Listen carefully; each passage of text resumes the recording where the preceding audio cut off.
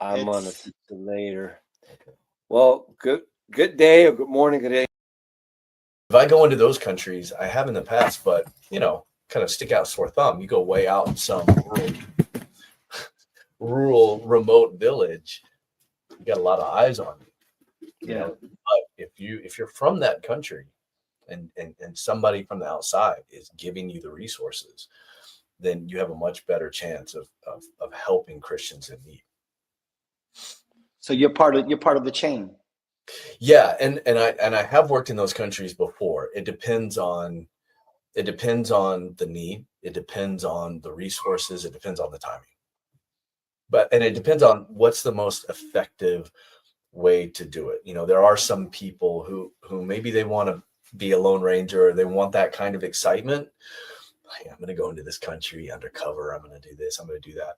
Okay, but sometimes you can get people caught. Maybe they're not the one. Like, let's say I go into some country that's restricted, and I go to a house church, an underground house church, right? Um, okay, if I get caught, maybe they just kick me out of the country. Maybe I've got, and I'm like, okay, well, what about the people in the house church Yep. that the police followed me to them? So you got to think about like what's the risk to the people in the country. And so sometimes the most effective thing to do is to work with the national in that country. Got it. Yeah. So that's amazing, man. That's definitely amazing. Really, really honored to hear the story. Um, I mean, I give it to you. I mean, he said that you're not married. I'm guessing you don't have kids. I'm not sure if you do. I have a daughter. Yeah, I have a daughter. You do have a daughter. Okay. I have a daughter. Yes, 28. And but yeah, not married yet. So hopefully soon. Yeah, praying about it. Yeah, yeah. Let's see how that works out. Yeah. So you said, but what about the other movie you talked about? Heat movie. What what Well, what what brought to he your is. mind?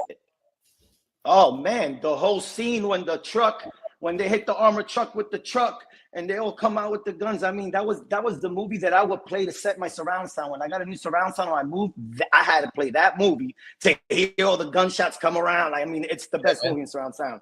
And that Yeah. movie's definitely over 25 years old. Pretty sure it's over 25 years old, Yeah, that yeah, movie. yeah. He But can't watch that. He's restricted. They say he Man, can't watch that movie. man. It might trigger him. it might spark something, you know. But Might get that itch. Jose didn't tell me too much. He just said that part. You know what I'm saying? He said, just like he said today, and I was like, oh, okay, all right. It the was the guy, heist. I was thinking to myself, was the guy being strung out? Because I got strung out for many years and I did not want to walk into a bank with a gun or anything like that. That wasn't on my mind. You know what I mean? But One thing He's smart for that. he's smarter than that. He didn't do No, that. he was too. He He was was too smart smart. enough not He to. was smart not to do that. Oh, but it's that if you would have seen his face when I first met him, he had no feature. what do you mean, no feature? Like, What do you mean? now you got more features. You got some wrinkles now. Yeah, You got some getting dimples. old, But before you didn't have none of that. yeah. You Just you, like you were little. smooth face, like a baby. So no one would have thought that you were walking into a bank to do that. It was Yeah, I not. guess not. You Yeah, wasn't the guy. He got that innocent face, and you never think that he'll do anything wrong. Like, you would just hand him the keys to the bank. Like, hey, you go ahead, you're good. Yeah. You know what I'm saying? He just had that. Hey, listen. I just flew in from corporate. Some of the, Okay, here you go. yeah, I left my debit card. This is my name. Can you reprint me one? Yeah. That was my They thing back in the consider days. that crime nowadays like a white collar crime. What, credit card fraud? I don't think they would consider. No, not credit card fraud. Well, that's another thing, but No, walking into a bank. robbing a bank. I don't think that's white collar. It's still No. robbing the bank. That's still It's still called robbing. It's not a white collar. No, I don't think so. Okay. No, I think that'd still be considered violent. It's still Violent robbery. Really? Yeah.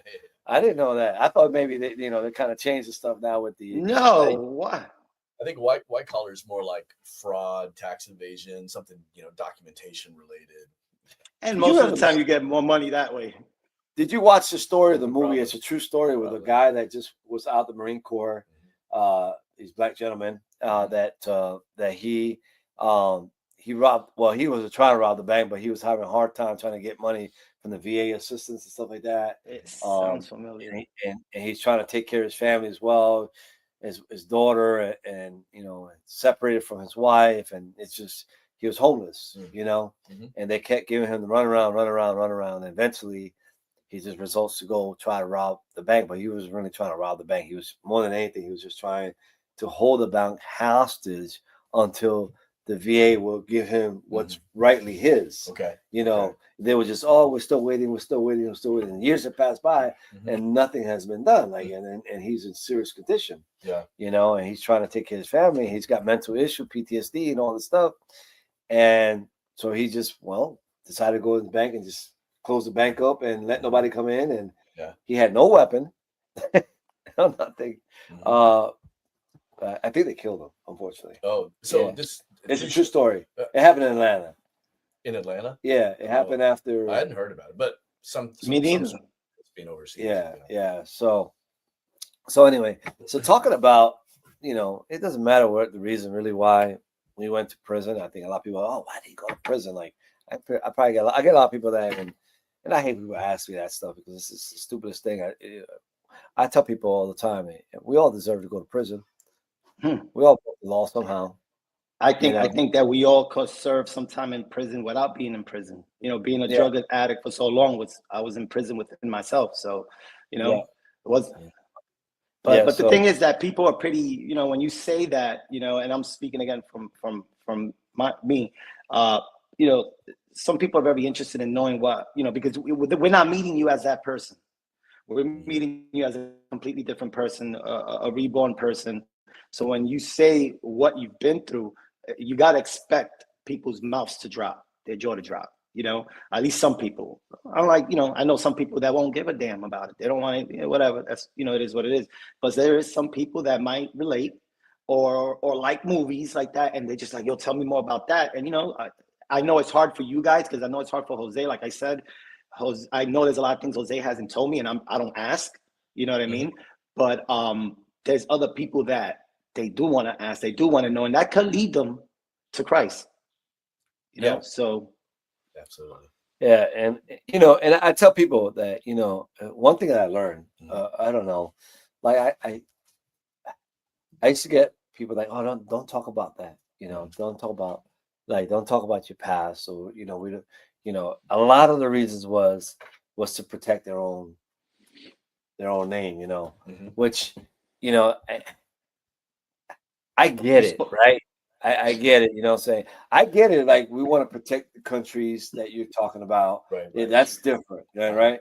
But I'm like, you're trying to protect your what's the word? Your profile, your who you are your now. Status, your profile. Yeah. I don't know what you call it in social media. Your image. Yeah. There you go. Your online presence, online image. I don't know. Yeah. Something like that. But when you're genuine, and I could speak again, when you're genuine, if you want to go that far, it's your option to say that story or not. But when you do and you're being genuine, a lot of people, they feel that. You know what I'm saying? And sometimes it could be a topic that they really don't even entertain, but for some reason, while you're speaking about it, they're watching, they're entertained and stuff like that. You know what I mean? Yeah. Well, it's funny, to share it, just like you said, because people, they just don't expect it, and but I always want to share it in a way where the best part of it is what God did through it, So if I tell people like, oh, I robbed a bank, a couple of banks when I was 19, okay, that kind of shocks them, and they want to listen. But at the same time, I don't want that to be the thing that sticks in their mind. What I want it to be is, hey, this kid, he was a kid, and did this really stupid thing, and robbed this bank, but it's not cool like in the movies. It's just really, really, really stupid thing to do. Even in the movie was stupid too, as well, because stupid. You saw how it ended. And it was really cool. It was really cool watching it. It was a tragedy in my life at the time. I mean, it really wrecked my family. It really wrecked me, to the point of I was suicidal when they put me in solitary confinement, when they caught me and arrested me. And because I realized I was looking at 40 years, I was 19. So I'm thinking, wow, and you can't describe that feeling to anybody. You can't describe the feeling of when you actually get arrested and they put you in that little cell. And for the first time in your life, that's it. You lose all freedom and all control. And it's impossible to explain that to somebody, like the true trauma of that feeling, and so So explain the suicidal. I don't mean to cut you off, but yeah. Well, what do you they mean, put me like in suicide? solitary confinement, and for the first few days, I just sort of slept a lot, which I hear psychologically can happen. It Okay. wasn't really real, but then they sent me to Quantico Marine Brig, and that was more of like the sliding door, with the bars and clang and Mhm. and The loudest bang you ever probably hear in your life. yeah. It's But the there was loudest bang you ever hear in your life. echoes through the. I've been through gunshots, bombs, and those have a specific sound, but nothing sounds more Mm. gruesome Mhm. than a slam of a Wow. a jail bar.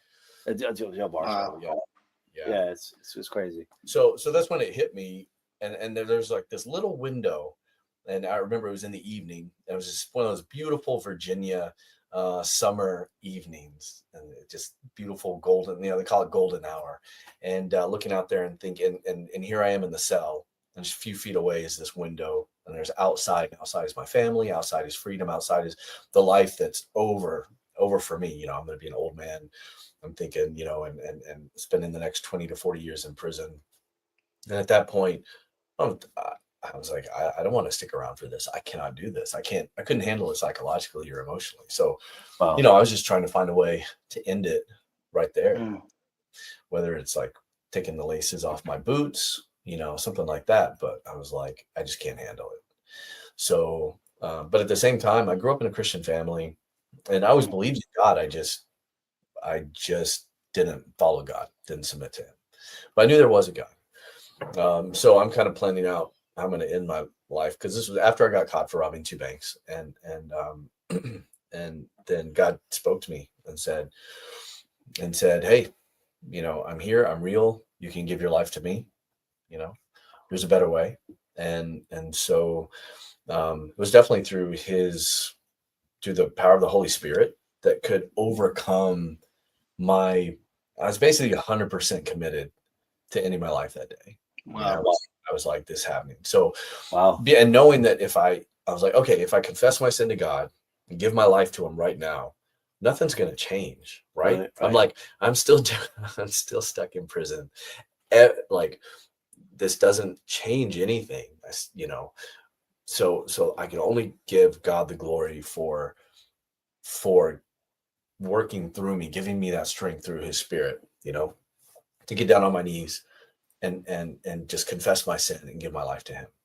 And then it really was like everything changed. This darkness in the cell lifted. It was like just this beautiful light filled the cell. Not physically. I'm not saying there was any sort of physical manifestation, but it was just this feeling, that the very presence of God there in the cell. And yeah, nothing changed physically, but absolutely everything changed spiritually and emotionally, mentally. And it was still rough. It was still really difficult after that, but there was that transformation in me. And that's when I was saved. And that's when God began to work in that whole situation. He was at work long before that. Right. But I mean, that's when I was praying and trusting him and seeing him work miracles in that process. That sounds like a miracle right there. Absolutely. It was for me. Yeah, no doubt. Yeah. So that's when my life changed. And so after that, I was going to go to trial. I was getting prosecuted by the military. So I went ahead and pled guilty. I was like, okay, I think this is what God wants me to do. So I pled guilty. And at that point, they said, okay, well, if you plead guilty, then we're going to give you a pre-trial agreement. Okay, so you're going to sign an agreement for 8 years. And then you're going to plead guilty, and there's going to be a jury. The jury is going to be like officers, sergeants, things like that. They're going to listen to you. The defense can present evidence. You can present evidence as to mitigating factors, like how much time should he get? So it wasn't about being innocent or guilty. It's like, okay, you're guilty. Just you get to present evidence as to why maybe you should get 1 year, and the defense prosecution is going to say, no, you need to go for like 20 years. So it was like a single day, and the jury gave me, okay, let me take one step back. While I was in jail before that day, in solitary confinement still, I was praying and fasting. I said, okay, God, I know I'm going to go to jail. I said, but hey, if you're willing to tell me how long I'm going to be there, that would be a great blessing and a promise to me. Just kind of prepare my heart. And even before the end of the prayer, I felt like God said 3 years. And I felt so sure I just stopped praying, asking, and I just started praising God. I was like, okay, thank you. Later that day, I call my dad. They wheel a little telephone up to the cell, reach through the bars and dial collect. And my dad's like, hey, I want you to know I was praying today. And I feel like God told me that you're going to be in jail 3 years, And he said, I was talking to my mom's father, so my grandfather. And my grandfather said, I really feel like Daniel's going to be in prison 3 years. I said, wow, thank you, Jesus, Confirmation, basically. Confirmation. So a couple months down the line, have that hearing. I forget what they call it, but, hearing. Mm-hmm. Go through that. Jury comes back 9 years. 9 years. Of course, I always had that hope in me. I was like, oh, man, they could just say, hey, you're a good kid. You gave your life to Jesus. You can go home now. You kind of always, I was like, maybe Jesus. But they gave me 9 years. So even right then, I knew, okay, well, now I fall back on the pretrial agreement, 8 years. Mm-hmm. And even right then, my lawyer said, okay, you're going to do about 6 to 7 years of that because this is the military. You don't have 85%. Yeah, you're going to do a lot of time. I was like, okay, thanks, buddy. Thanks for the encouragement. Yeah. Why did you go through the military if you weren't in the military? Why did you do the No, military? he was. I was in the military. See, I didn't know that. Yeah, so I kind of skipped over that. I apologize. But the feds arrested me, and the feds were going to prosecute me. And then the military stepped in and said, no, we want to prosecute him. And so I was in a federal facility for like a week. And then the military came and picked me up and took me to Quantico Marine Brig. And so at the time I was disappointed, but God used that. So I went from 40 years max in the federal system to 20 years max in the military. The difference being the military, you're going to do all your time. Yes. Yeah. So then they shipped me off to Fort Leavenworth, Kansas, the castle. There's Fort Leavenworth, like the federal penitentiary. And then there's Fort Leavenworth, USDB, which is the military prison. And even older, it's like they were putting people there during the Civil War. So it was really, really. It's a castle. The reason why they call it a castle is it's so old. It looks like a castle. It looked like a castle. A little bit like Shawshank Redemption. Yeah, watch Shawshank Redemption? Mm-hmm. Absolutely. Yeah, a bit old style. Yeah. Old style. The building looked like that, basically. And so that's creepy. Yeah, very, very creepy. Yeah, it was creepy. Very dark place. People used to call it a dungeon, and stuff. It has a history. If it's that old, they had a lot of history. Very old. A lot of violence. You're talking about Civil War. Think about that. You're talking about Abraham Lincoln time. All right, that's how old this place is, And it wasn't the cleanest place. It was the mustiest place. What else can you remember about that place, anyway? If you would like to remember anything. Of course, it was a very dark place, but you don't really expect anything else when you're talking about a prison. But I remember pulling up. I'd never seen it before.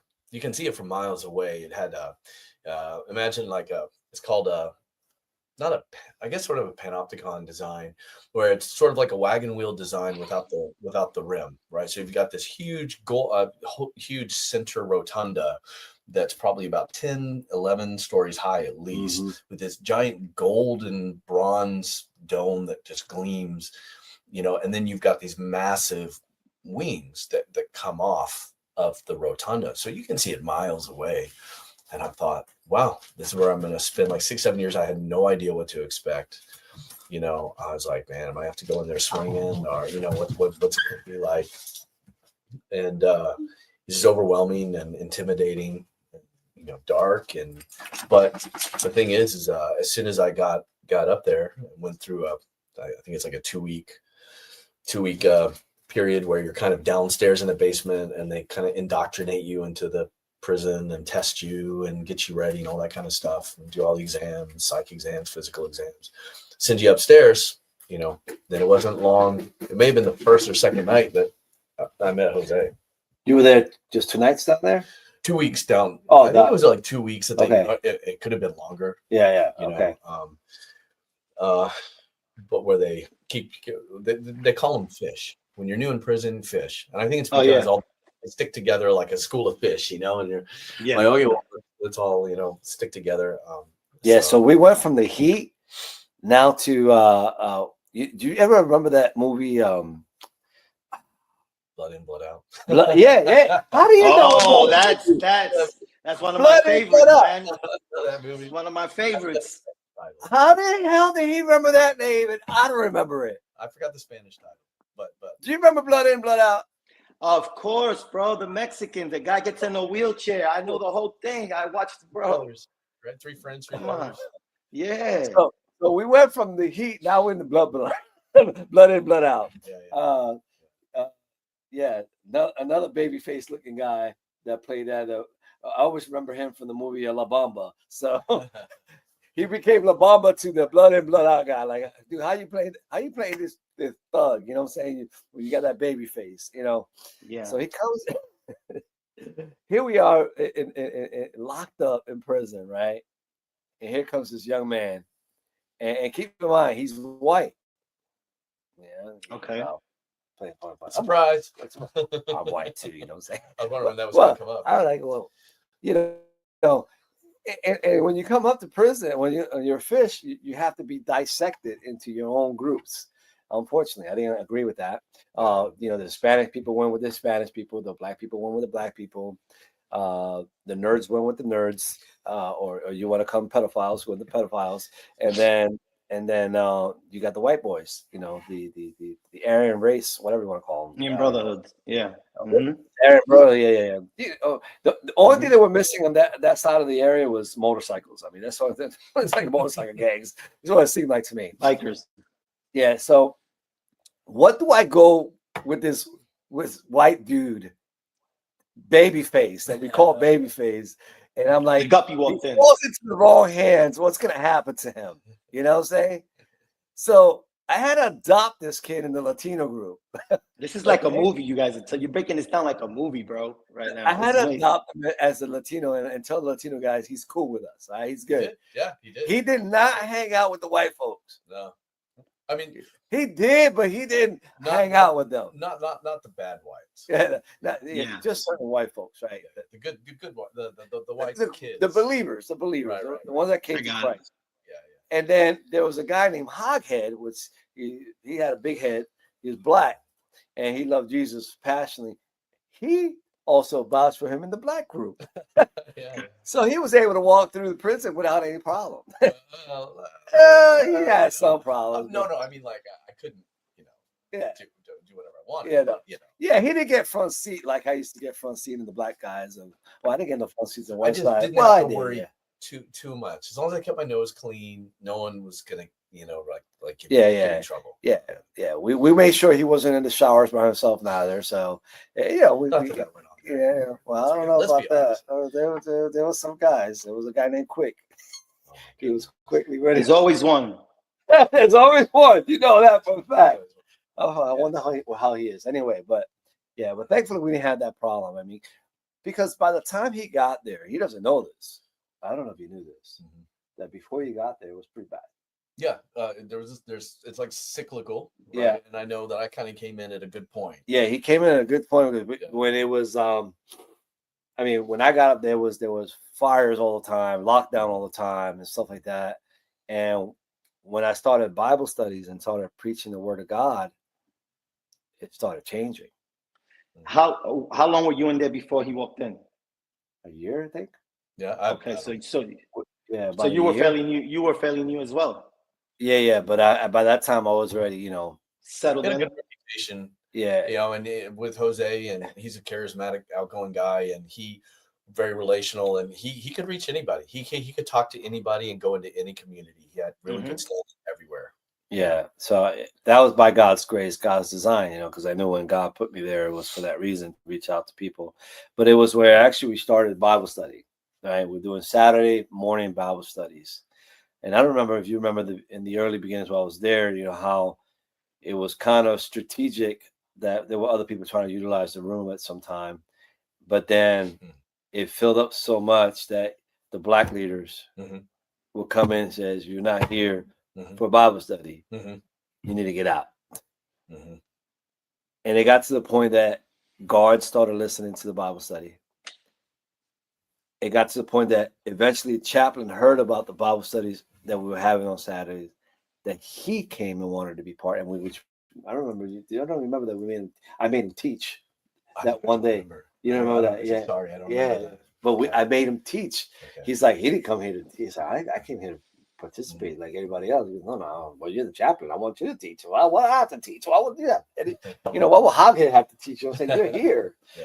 But anyway, but it was a bad place. They try to cause us to go back to that cycle where he's saying where people are, these are prisoners. They need to act like animals. They need to be, they try to push certain buttons to make us act like that. And some idiots would sometimes would do it, but at the most part, we try to keep it normal. I say, no, I want to use prayer to bring down this place. Right? So we remember the story of Jericho. There's in the Bible study, which I don't know if you've read it or heard about it. There was these walls that separated the people of Israel to the land that they had to pass to, and God told them those walls were going to come down without them breaking anything. And all he told them was just go around it 7 times a day. Was it? One time a day, and then the 7th day 7 times around. And on the 7th day, 7th time around, they will blow the trumpets and the walls come down. Okay. So they will go around and pray around this place. So what we used to do, we used to go outside and we would pray. I say, God, this place is evil. There's people that shouldn't be here or are here, and if they were out in the civil war, I was like, it's not just. I say, and you're a just God. And as we prayed, I don't know how long. How long were you there? Probably 2 years. So there, I was there about just a little under 2 years. Yeah, under 2 years he was there. Under that time of 2 years he was there, I was probably there about maybe 3.5, 4 years. I was already there, and the ceiling starts falling in pieces. And they're like, well, we got to figure out something because it's, hurting some people, hurting guards. It's not safe. So what did God begin to do? They started sending prisoners to their local federal bureau, federal prisons. Yeah, they made a deal. So basically they said we want to take the majority of inmates there, and we want to transfer them from the military into the federal system. And then their idea was, okay, we're going to keep the worst of the worst, and we're going to build a new, smaller, modern, maximum security prison. Right. Now we didn't really know what was going on. Right. We at the time we didn't know. We know this now, right? So, but I don't know. Did I leave first or did you leave first? I almost positive I left first because I remember you. So it was interesting. What happened is we knew people were getting shipped off to the feds, and that when you get shipped off to the feds, they try to put you in a facility that matches your security level, and then closest to the city where you're from, where your family is. And it was happening to where, like, in the morning, your cell door would open like 6 a.m., and then be like, chow call, you go eat, and then work call, you go work, but my cell door didn't open one morning. And I was like, oh, that's weird. And then, that's kind of how you find out, like, okay, they don't tell you. Pack your stuff. You're going to the feds. And I think I remember you came up and we prayed and said goodbye. Yep.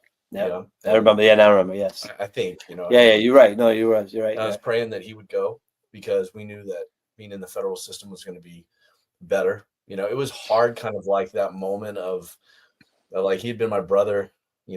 For that time there, we'd be praying almost every night. Having Bible study. So, but we knew that God was like the next step. Yep, like we're preparing. Like, really, go ahead. I'm sorry, I have a question. So did you serve the 9 or did you get out in 3? Great question. So I go to the feds. They send me. I was from Dallas at that time. My parents lived in Dallas, and the closest facility was Federal Medical Center, FMC, in Fort Worth, and it's like low medium. And the thing is, I like to go from, I didn't know what to expect, right? we stopped. They put us on the bus. The bus is half full. Then we stopped at Leavenworth, not Fort Leavenworth, Leavenworth Feds, and the dudes that got on that bus, oh, they were like the real, like hardcore, inmates from like murders and stuff like that. And I was like, oh my goodness. Can I pause right quick? Hold on, pause real quick. We just left Blood In, Blood Out. Yeah. Now we're starting the next movie. It's called Con Air. Oh my God, Con Bus. Oh, Con Bus. Oh, you didn't go on air? No. So they just put us on, because we're in Kansas. All right, got it. We're going to Fort Worth. So So with me, I was like, dear Jesus, please, I just don't want to go where these guys are going. They take us forward, and Oklahoma. Went to a center for a couple of nights where they kind of get you indoctrinated into the federal system. I didn't really know what to expect. Go get to the Federal Medical Center in Fort Worth, and I mean, it's just total change. You walk in and it's like a beautiful college campus. There's like a beautiful yard. It's dorm style. There's no cells. You've got vending machines. Your ID inmate card. You also, you put money on your account. You've got vending machines. You can get snacks. You've got pool table, ping pong table. You got to work.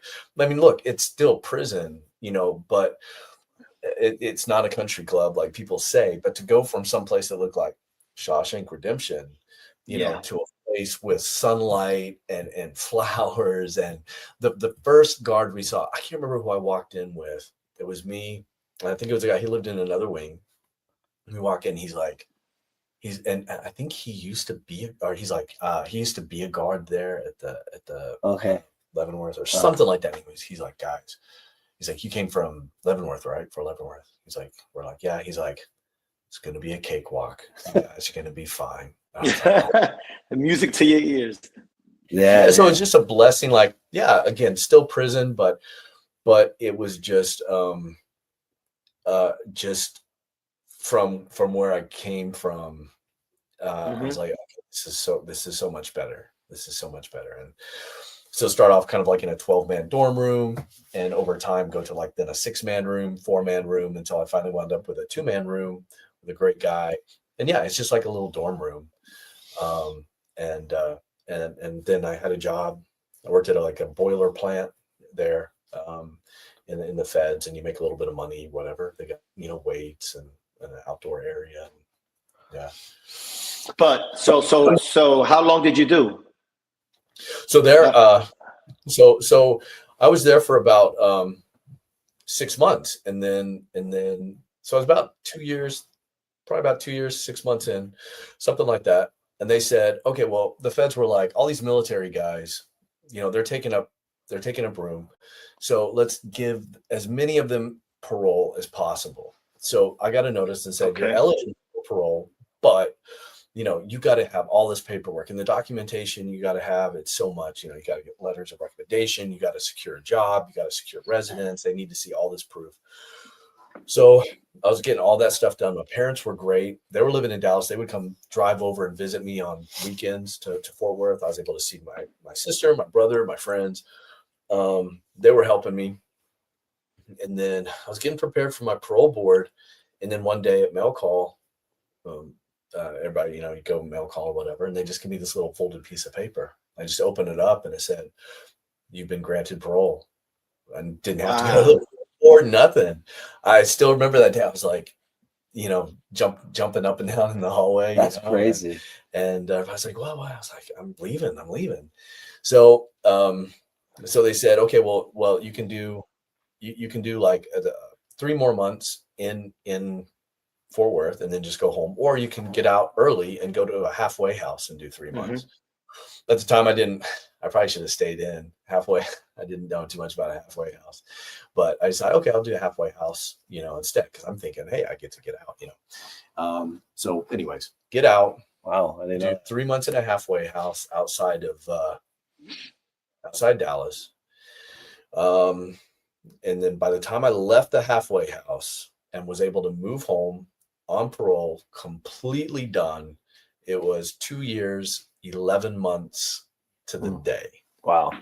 2 years, 11 months to the day. So it's very similar to you, Jose. When I asked you, you were sentenced to 15, correct? But yeah, God told you you were going to do 5. Appeals. I was one of the first. If you remember, I was one of the first appeals to really been granted in a very, very long time from the military.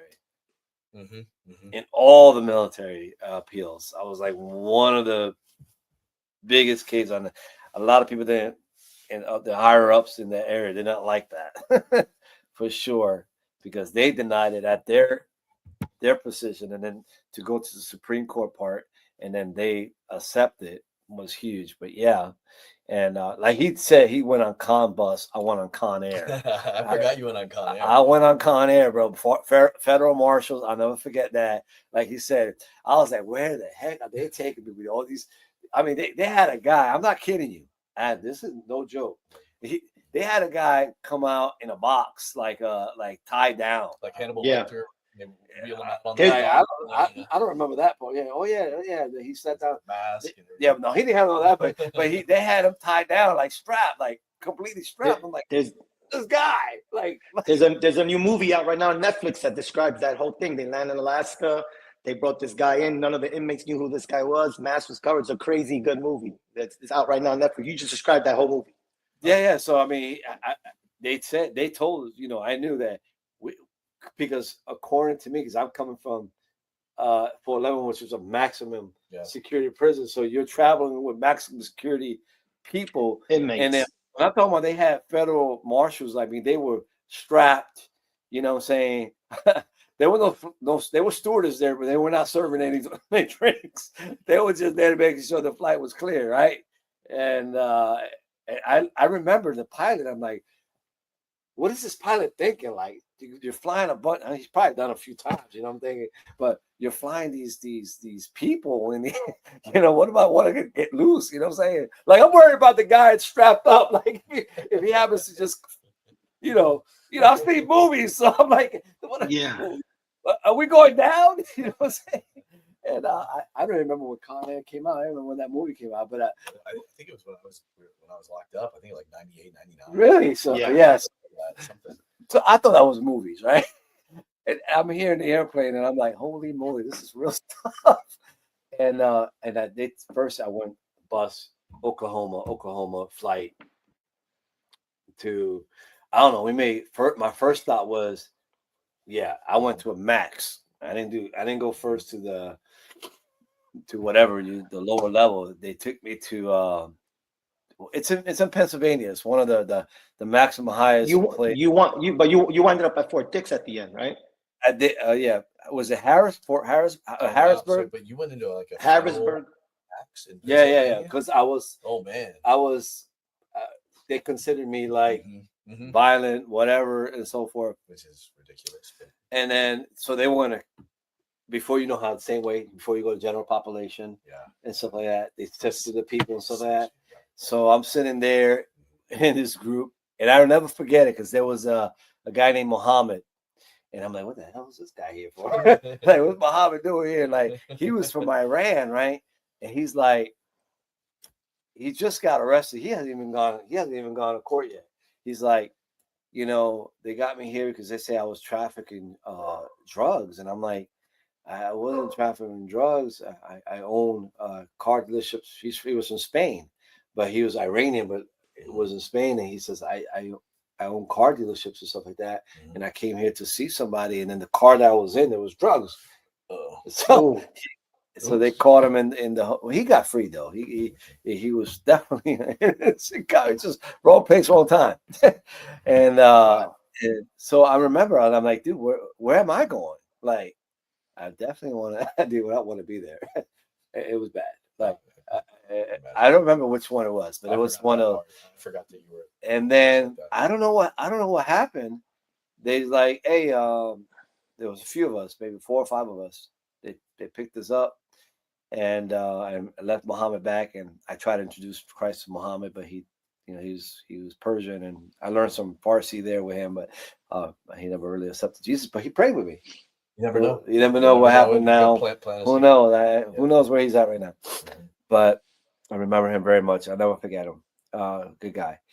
And so I go to Fort Dix, New Jersey, and I don't know where I'm going. Like where Fort Dix is. I'm saying I'm going to another military. That's what I thought because it was a base, right? But Fort Dix had a base, but then outside the base, they separated. They had a federal prison there as well.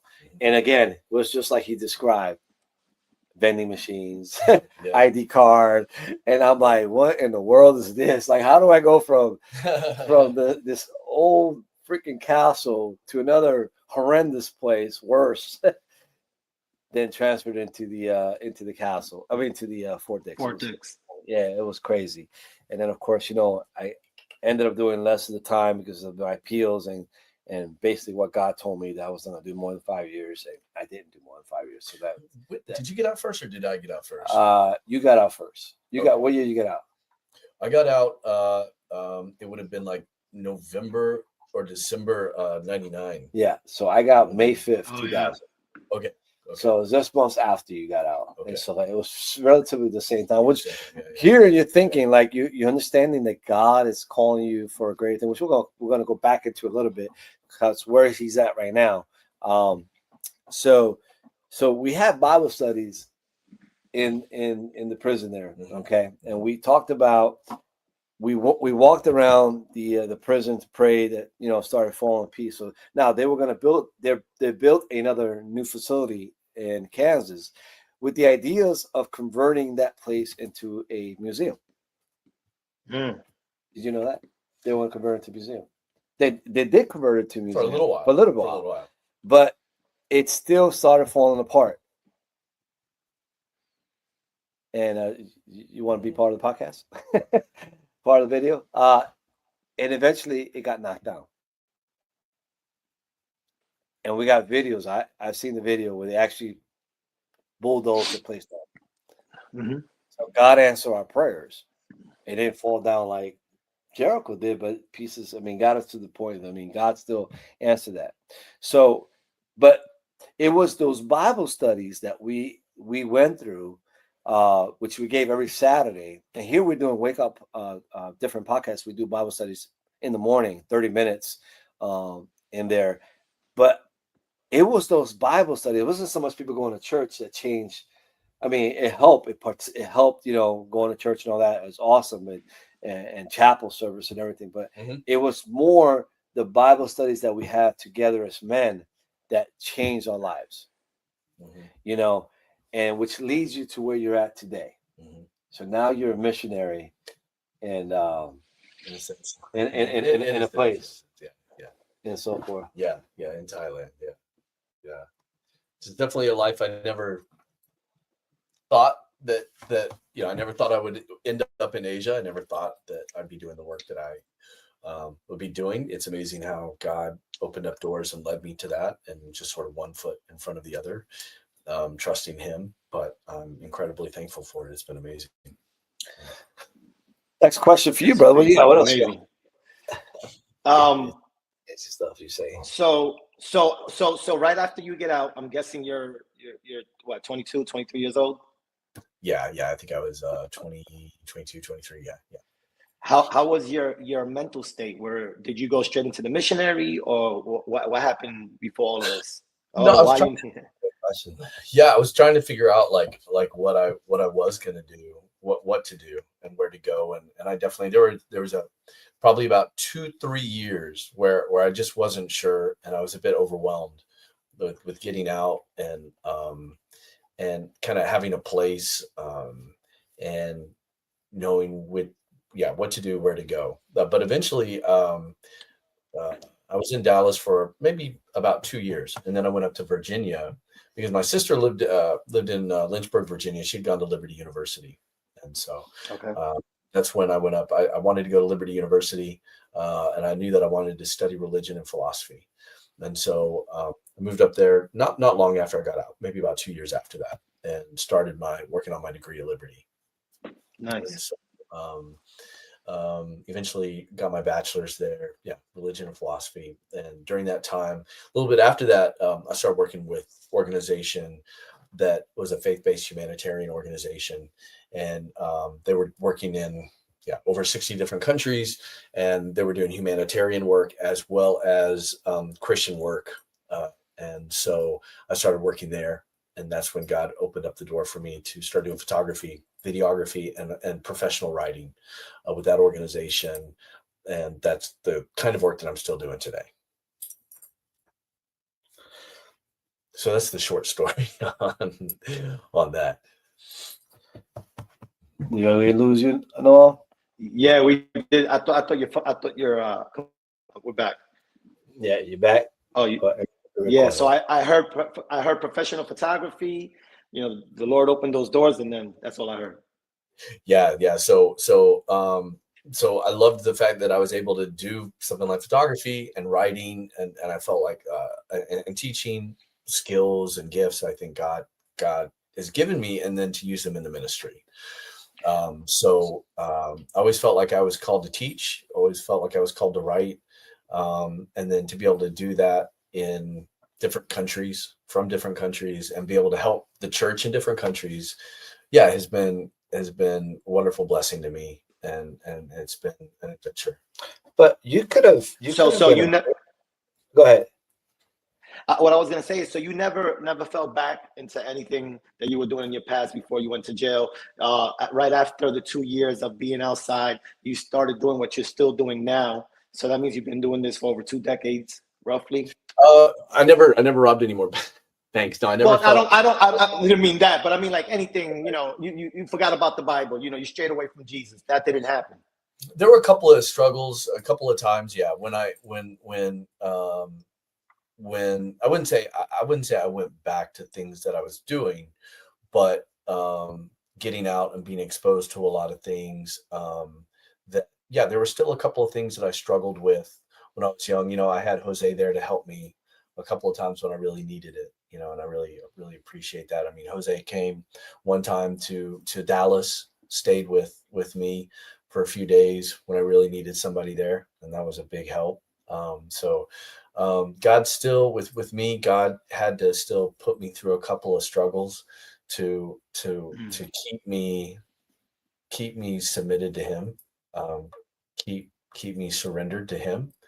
And in his graciousness and kindness, he still moved me through circumstances, even when I didn't quite know what I was doing, and maybe I wasn't completely depending on him. He used circumstances to put me where I am today, which is something that I've always seen, and like I'm just so thankful and grateful for, is that even when it's not that I'd be far from God or not following God, but maybe making a decision where I feel like I'm making it, I'm like, okay, this is kind of what I want to do. I'm going to do it. God still is so gracious and kind that he winds up using that to still allow me to do the work that I'm doing, to kind of move me where he wants me to go. And I'm so thankful for that. And my response, it just makes me respond by wanting to surrender more to him, depend on him more every day. That's amazing, Daniel. That's really amazing for that happening to you at such a young age. You know, for you to realize that. You know, definitely on my side, it took me many years to start realizing that I'm still going through that process, and it's I'm actually glad that we're doing this, because you know these questions that I'm giving you are coming from life experiences right now. You know, trying to figure out how other people dealt with this, and what you dealt with, which was very, very horrific. So here's the kicker, though. He could have been an author, writer, pastor, professor, any Christian university, you know, with his background and with, you know, what God has done with him, you know what I'm saying? He could have definitely taken on a position like that, and could have got paid pretty well. I mean, most universities pay pretty good, you know, relatively, you know, they're pretty all right. You know, Sure. you could even done a secular school and teach religion or something Or like that, philosophy or something like you that. know, you could have, you know, made like $80,000, $90,000, $100,000 like they do here at USC. You know what I'm saying? Could have done a good job, but he decides to go away to Asia to help Christians that are hiding, or not hiding, but they just, you know, can't live out their public faith like we do here in the US. Mm-hmm. Some in hiding, but some just can't publicly. Right. Different levels of What made you do that? Like, you could have been successful here. Like, I'm serious. I mean, you wouldn't be needing to really resort to anybody else. You don't have to rob banks no more. Right. You know, just, you know, Let's not forget videography. On the hills, on the lake somewhere, you know. You could have been on a cabin somewhere typing up books and stuff like that. Like one of those fantastic authors that are out there, you know. I mean, am I being wrong? Could you have done that? I mean, I love to write. Still I feel could. like, you know, but I feel like when I was traveling with World Help and I went to a lot of different countries, God really put a pull in my heart to, you know, there were certain people groups and certain countries in Asia that I felt like I was just supposed to go and supposed to help and do what I could. I didn't know what that was going to look like. I thought it was going to be a book, and I thought it was going to be a documentary, and we started working on that, but circumstances changed, and I thought, okay, well, maybe I might go back to the States. I was only in Asia for like 6 months when working on the documentary kind of had to slow down. Working on a book kind of slowed down, and I thought, okay, I may have to go back to the States. But the people there in Asia that I was working with and helped support me at the time, we all felt like I was supposed to stay. And so that's really what has kept me there for over 10 years now. I never thought that I would be in Asia for 10 years ever. I thought it was going to be like 6 months, but there were times that I lost my visa, not through anything I did on my own. It was just that governments kind of, there are periods where it's easy to get visas, and then there are times where visas are really difficult to get. And so a couple of times I lost a visa, and I thought I was going to have to come back, but I prayed. I was like, God, if you want to keep me here, you know, please provide me with a visa. I got a visa. There were times like during COVID, I thought everybody, all the foreigners were going to have to leave Thailand. And if that happened, I would have to come back here, and you know, I'd be back here for a long enough period of time where I would need to get my own place, to get a job, to get set up. And after that, I wouldn't be going back to Thailand. So, but Thailand they're amazing. They kept all the foreigners there. They extended visas. So I stayed there during COVID. There were so many times where I felt like circumstances were that I was going to leave Thailand, going to leave Asia. And every time God kept me there. And I'm incredibly thankful and grateful for that. And I love the work that I'm doing there, because I just get to see, not that you don't see this in America, working in ministry. So I don't mean it like that, but I just love the people that I work with, and I love seeing God work in their life. And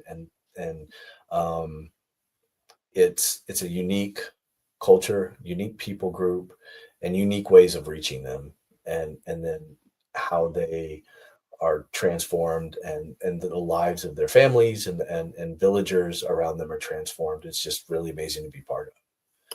Can I ask a question? Amazing. How can someone just do what you did? What about if you have a family? Like, how did someone just get up and just say, if they felt led by God, like, leave America? Yeah. There's The families. land of the free, the where it's prosperity, where Yeah. to go into a remote place like that, like what I know so what many. goes through their mind? Like, how do they survive? I mean, I know a ton of families that are over there, that some of them, they made a decision, a husband and wife, and they went through different sending agencies, as some of them, so they set up as missionaries to go. They made that decision together, and then they get supported like through the IMDb or something like that. Then there's other couples that they went to, like, even more prepared than that. They went to school to learn the language for like 2 or 3 years. And then they've got their sending agency, and then they're going, they've got the whole plan, they're on board. Then there's other families that that maybe they just went over and they're Christian, and they just wanted something new. And like maybe some of them have a background in teaching. You can go teach somewhere at a secular school in Southeast Asia. That's pretty easy. And then they said, hey, I want to stay here. Do you want to stay here? Do you want to do ministry here? And then maybe they transition to a Christian school. They're not supported as missionaries. They have jobs there. Maybe they need additional support because the pay is not that great. And then they do ministry. And then I've seen some couples, sometimes the husband's like, I'm not into this anymore. That's the hard thing. Sometimes the wife, they're overseas and she's like, I miss America. So sometimes then they go back, and then sometimes, but I'm not saying that they're going against. To be clear, I'm not saying that's necessarily a bad thing. Sometimes God sends you somewhere, for maybe 2 or 3 years, maybe to another country, and then there's a reason why you're going to go back, right? And sometimes it uses the wife or the husband, or the husband, right? So yeah. So it's not always a bad thing. I'm just saying that it's different. There's different ways of going about it. And then sometimes I've known couples there, and families of like 5 or 6 kids that have been there in Southeast Asia and Thailand for 15, 20 years. They love it. And they never want to come back to America. They just want to stay there. And then there's others that I've known that were there for 2, 3, maybe 4 years. And then they come back to America, and God has something different for them. Wow. So, but it takes money. Yeah, unfortunately, it takes to do money. what you're doing. It takes money. I mean, you're not making that much money, bro. You're making pennies on the dollars over there. You're scraping by, and you still have a livelihood to do it. And eventually, you're going to get married, and you got to support a family and all that over there to support the ministry, or you got to come back. But it seems like God's got you there and it's keeping you there, and He's been blessing you there. But I think it's so more important that maybe I can't go. Maybe Noel can't go. Maybe friends that Noel has can't go. Whatever, the people in the church can't go, but they have a heart to try to help someone in the mission field. Well, how can they help you, man? I mean, Noel, what do you think? What would be your question? You're more blunt than I am. I'm more blood. What does that mean? Hey, yourself, you don't have no filter. Oh, blunt. I thought you said blood. I didn't catch you. Yeah, man. I mean, it's the work that you're doing is something. I don't want to use the word envy, but I would love to do that. I would love to do something like that. God is definitely calling to serve. I don't know if you're big on Instagram, but there's several guys that I follow that, man, when I watch them give these people, like the guy the guy that says, "Hey, I need $1," and then the poor person gives him $1, he turns around and gives him $1,000. I've seen one give somebody a house, and you just that expression that those people, how they react, just I don't want to say they do something to my soul. Those videos, it does something to my soul, and I'm blessed. I was really blessed not too long ago, making a lot of money, and just recently I found out that don't mean nothing, man. I don't want it.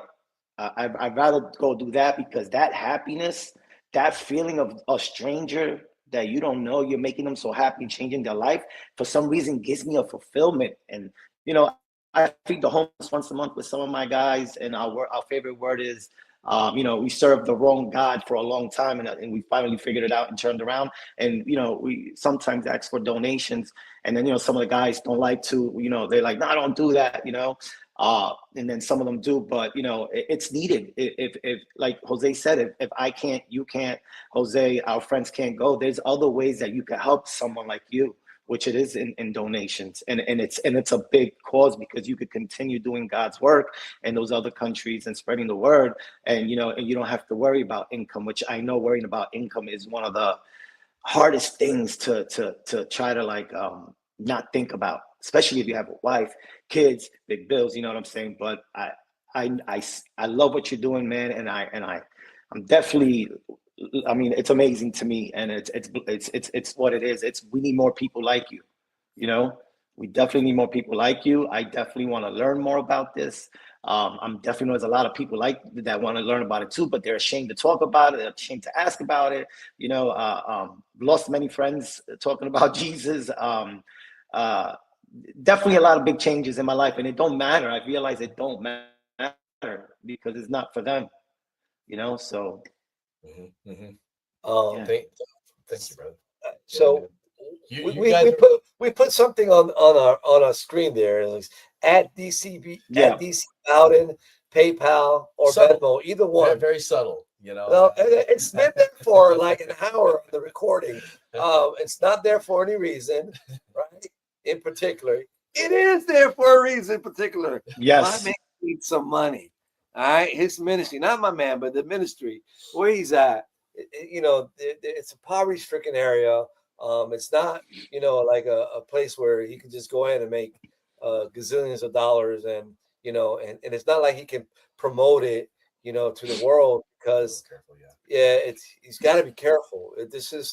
So by you donating here, it's not like he's going to go out there and maybe he'll go on vacation for the honeymoon in Hawaii or something like that. But that's not what he's going to use the money for. God's going to bless him another way for that. We're not worried about that. We'll do a side donation for that for a special event. But what he's actually doing is it's hard. It's not easy, man. It's not. You guys don't hear when he calls me in this deepest, moment. He's always been there for me. Always. I try. Whatever I can do, I'll do. No, but right? I mean, just like in general, like beyond that, Jose's been, one of my best friends, my closest brothers for 25 years now, and he's always been whatever I needed, whatever. Yeah, I mean, sometimes I wish I could do more. I mean, I tell you, I don't know. God's blessed me with what He has blessed me, and maybe I just haven't been so steward-like as I should be. But I want you guys, if you're listening to this, DC Bowden, PayPal, Venmo, please provide support for him, please. At least she's asking to look. Please help my friend. Help my friend.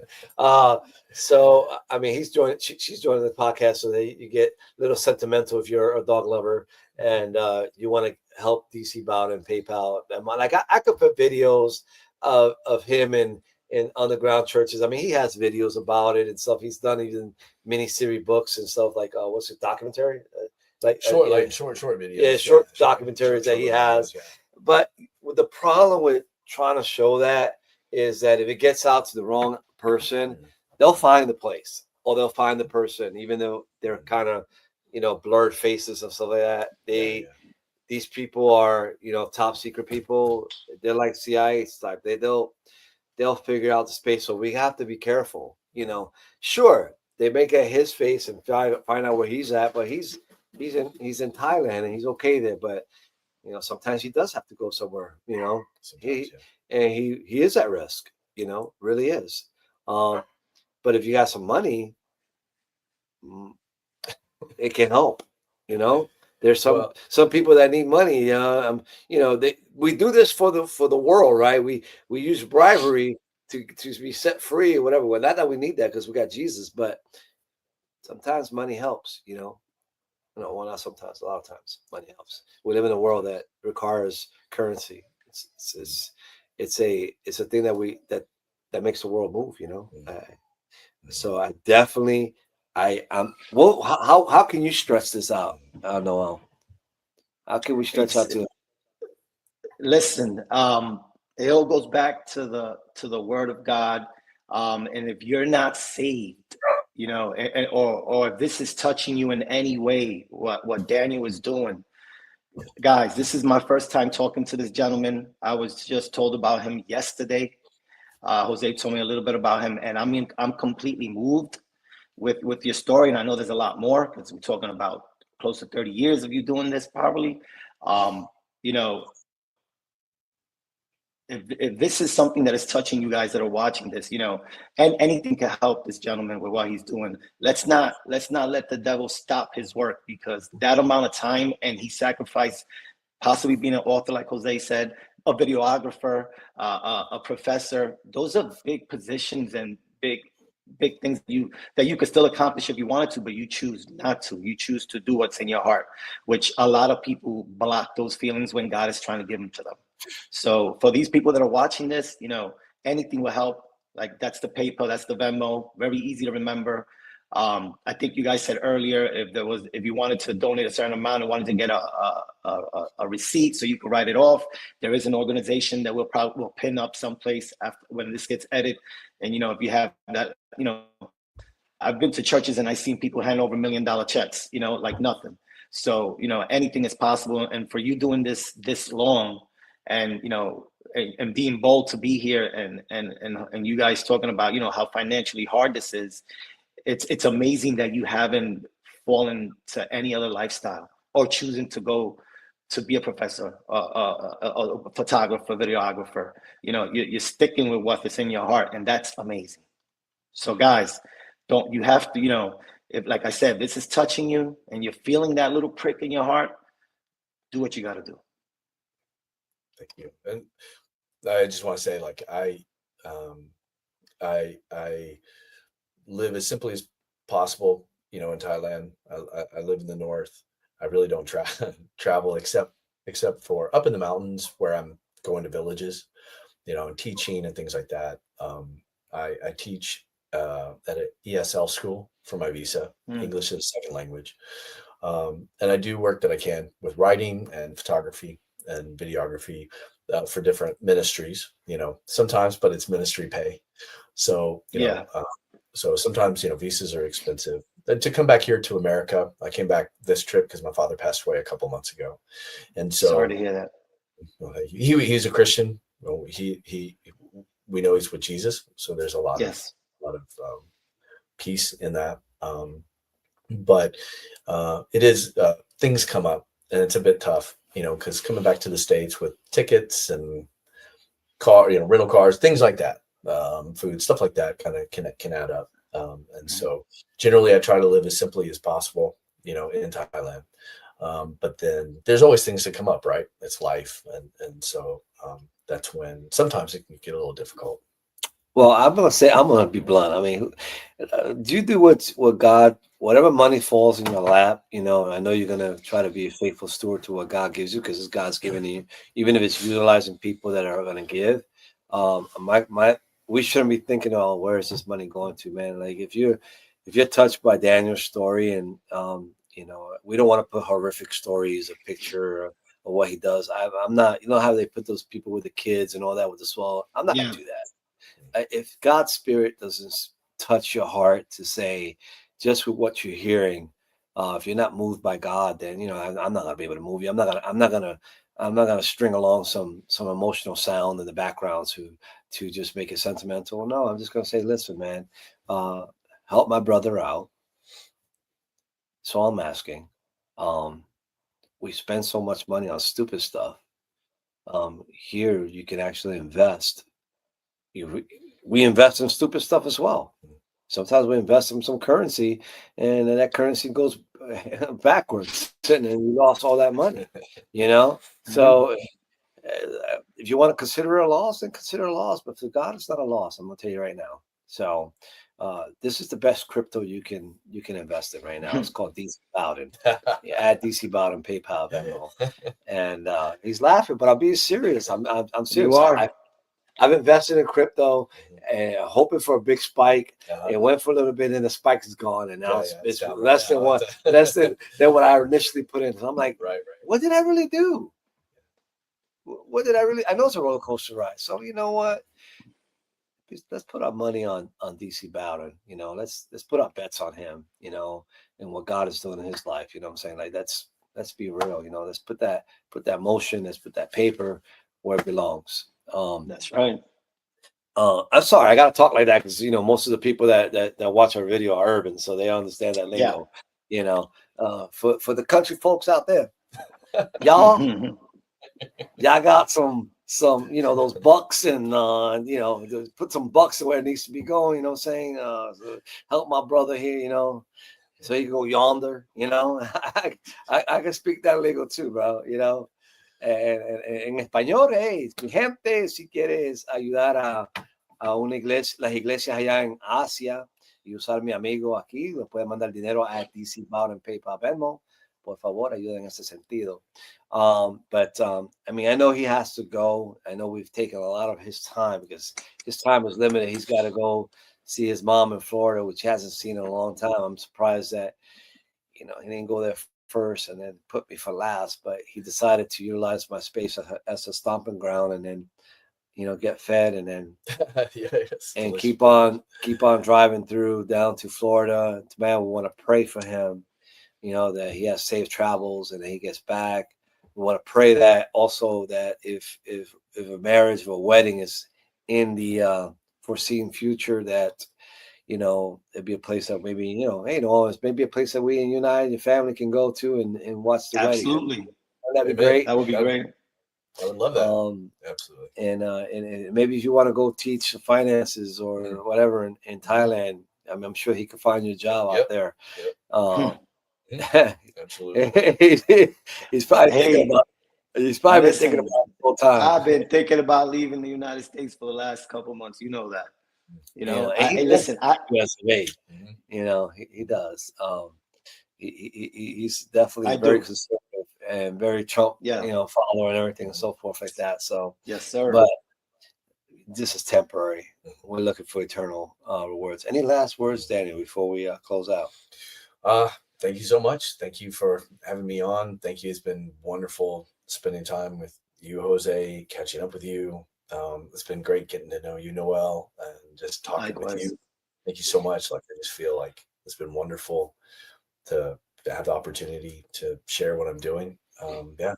Thank you. And I praise God and thank God for the work that he's doing in all of our lives. It's a miracle, and it's amazing. Yeah. Everything's timely. Mm-hmm. This is timely. I mean, we started podcast, Noel, week 7, and it's growing. We got a lot of people viewing our stuff, and which is great for God's glory. And I know that this will circulate through through YouTube, Instagram, and Twitch, whatever other platforms there is. I want to make sure that we can get this edited properly, so that it gets put out very good and immediately, of course. And then you could also do whatever you want. Once we have a copy of the edit, you can do whatever with it as well and share. I know that I would love to have put you in front of one of my churches and stuff like that. But I think this is so much more powerful. I mean, the church is powerful, don't get me wrong, because God's there. But the day and age that we live right now is they'll watch a podcast of interest like this, and and it'll fall in the right people's laps, Mhm. in ears and heart, and their pockets will speak out in response Mhm. from their heart. So I know that for a fact, and that now the reason why I did this video is to get money, even though it was at DC Bowden, PayPal, Venmo again. Hint, hint. It's not so much about the money. It's just the fact that many of us are so scared of leaving our comforts to serve or to be on the mission field. Mhm. So maybe if you're not too scared of losing some money, you could do that at least. Or maybe you're not able physically to do that, but you want to, but you can't. But you may have some monies that you can provide to support. You can do that. There's options. And I just want to close out in prayer. I'm gonna let you pray first, Okay. and then I'll let Noel pray next, and then I'll finalize the prayer. Okay. All right. All right.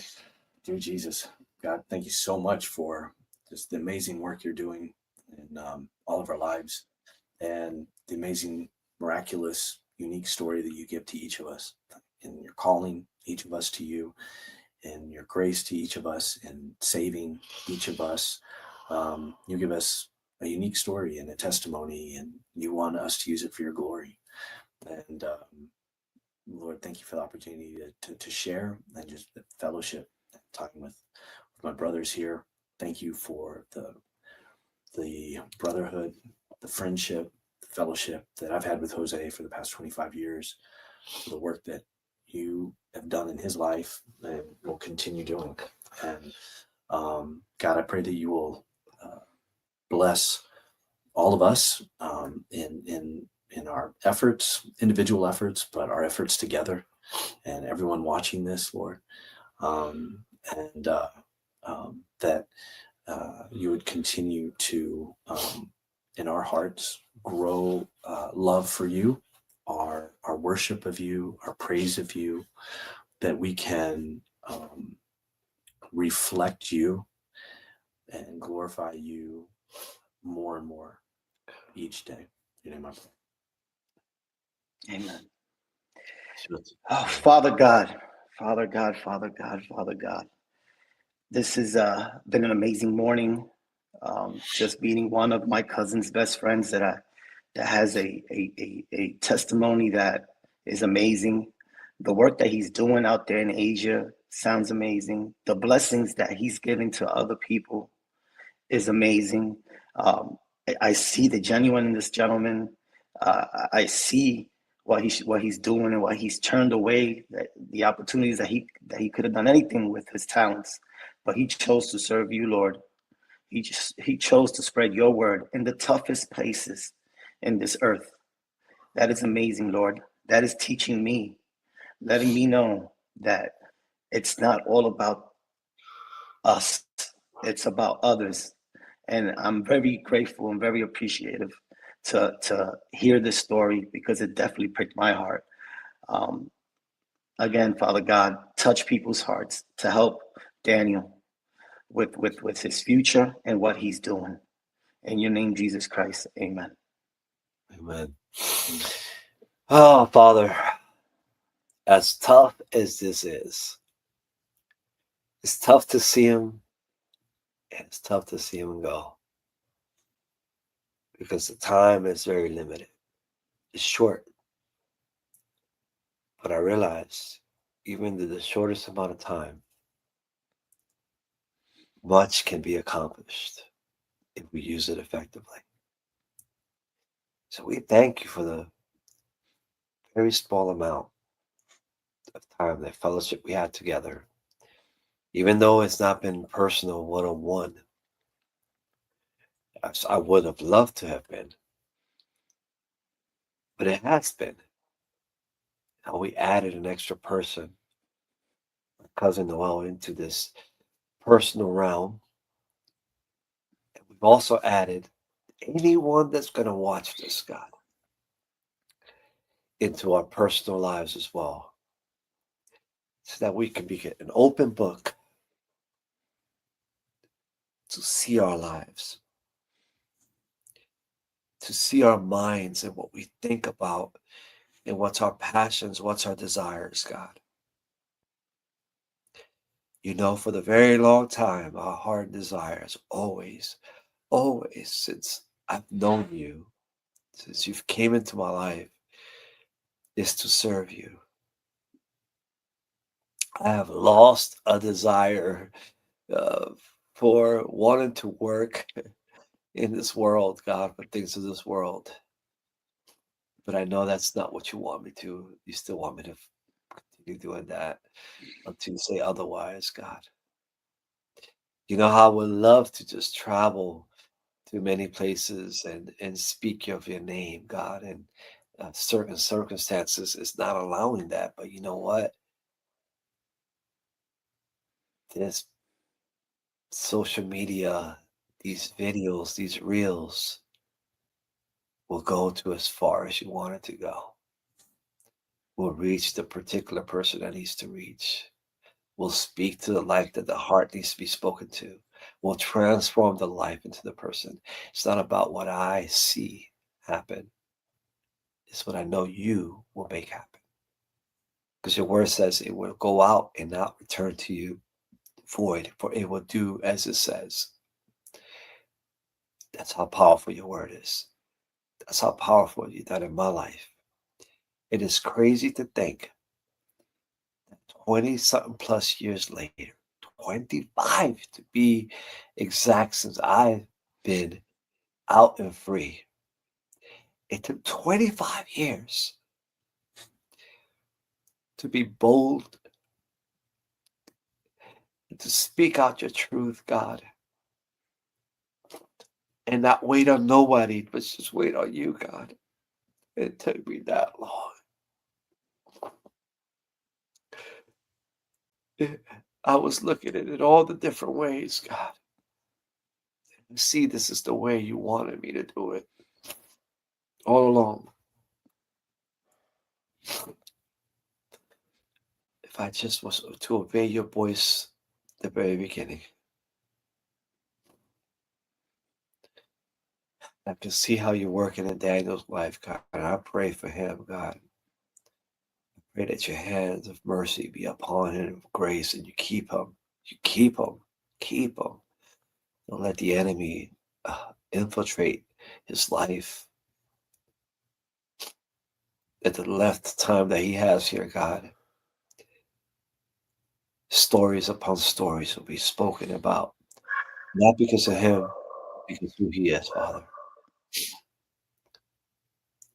In Jesus' name, amen. Thank you for joining us. Wake Up Different podcast. This is not the live, it's just a recording, and we really appreciate you joining us. And again, please help my brother at DC Bowden via PayPal, Venmo. And if you want to connect to him on Instagram, it is be DC underscore Bowden. Yeah. Is his Instagram page. It's a private page. Can't publicize it, but if you want to message me or at the Real Credit King, we can vouch for you, and then he can connect. You know, we got to do like the mob. You know what I'm saying? Like, you know, we got to protect him. You know what I'm saying? So it's the way it is. You know. Noel, any last words? Man, God bless you, my brother. And this is not the last time we'll be talking. Yeah, I hope not. Thank you so much, man. And It's great talking with you. I'll make sure I get his mom's address so you can go send him the. Yeah. Because it's sir. ideally, because he said he loved the. He loved the. I'll mail both. And then when you sent me, soon after he said that, you sent me the picture of the blue and all that, and I said he's a Cowboys fan. I said this would be perfect, and if you could give him that while he's there, so he could fly out with that on, it'd be great. Now, especially since he's gonna have the cool weather over there and so forth. Absolutely. And maybe something for Anka or music. Yeah. Something for music. I don't know what we could get music. Okay. You know, she's an artist. You know, she's a singer and does all kinds of stuff. So maybe something for her too. That'd be awesome. That'd be amazing. All right. Thank you so much. Thank you, brother. God bless, guys. Bye. Bye.